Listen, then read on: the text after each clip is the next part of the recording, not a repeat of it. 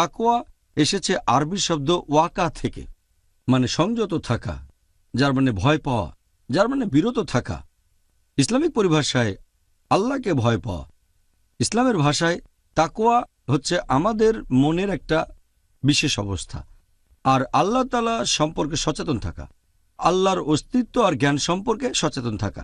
এটার কারণেই সে ন্যায়নিষ্ঠ কাজ করে আর তাকে সেই ধরনের কাজ থেকে বিরত রাখে যেগুলো হারাম, তাকে ধার্মিক বানায়। তাই এই তাকওয়া শব্দের যদি অনুবাদ করেন তাহলে দাঁড়াবে স্রষ্টাকে মানা বা আল্লাহকে মানা। আল্লাহ পবিত্রকরণে বলেছেন সূরা হুজুরাত অধ্যায় নম্বর 49 আয়াত নম্বর 13, ইয়া আইয়ুহান নাসু ইন্না খালাকনাকুম মিন যাকরিন ওয়া উনসা ওয়া জাআলনাকুম শুউবান ওয়া কাবাইলা লিতাআরাফু ইন্না আকরামাকুম ইনদাল্লাহি আতকাকুম ইন্নাল্লাহা আলিমুন খাবীর। যার মানে, হে মানুষ জাতি, আমি তোমাদের সৃষ্টি করেছি একজোড়া পুরুষ ও নারী হতে, পরে তোমাদের বিভক্ত করেছি বিভিন্ন জাতি ও গোত্রে, যাতে করে তোমরা একে অন্যের সাথে পরিচিত হতে পারো, এমন না যে একে অন্যকে ঘৃণা করবে।